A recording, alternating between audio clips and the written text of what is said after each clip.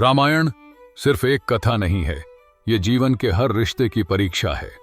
पति पत्नी का स्नेह, भाई का समर्पण और एक रेखा जिसने धर्म, मर्यादा और इतिहास सब कुछ बदल दिया।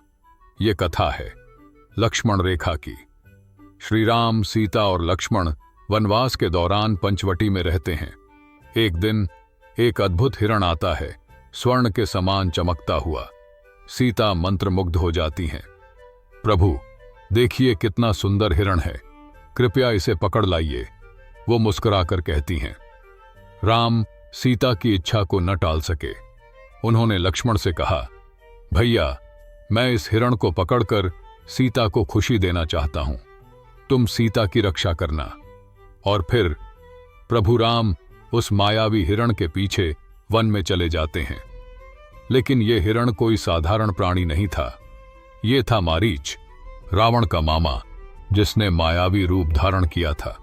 प्रभु राम जैसे ही उस हिरण का वध करते हैं, मारीच अंतिम बार राम की आवाज में पुकारता है, हाँ लक्ष्मण, हाँ सीते। ये सुनते ही सीता घबरा जाती हैं। लक्ष्मण सुनो, प्रभु संकट में हैं, उन्हें बचाओ।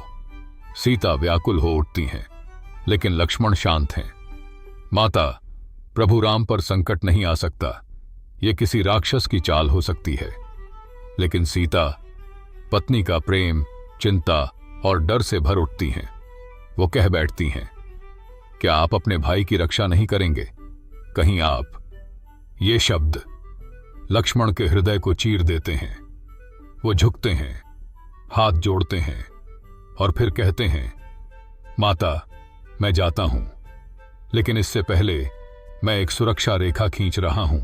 लक्ष्मण खींचते हैं एक दिव्य रेखा, लक्ष्मण रेखा। वो कहते हैं, जब तक आप इस रेखा के भीतर हैं, कोई भी आपको हानि नहीं पहुंचा सकता, कृपया इसे पार न करें।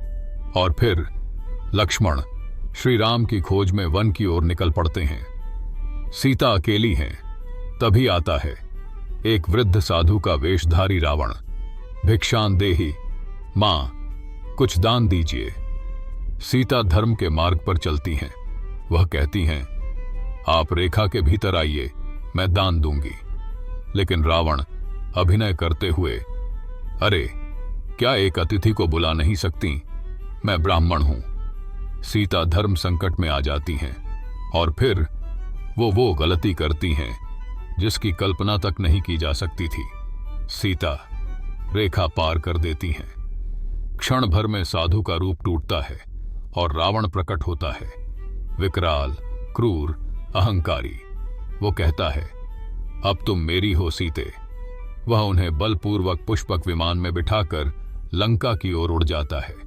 वन में गूंजती है सीता की चीख, राम, लक्ष्मण।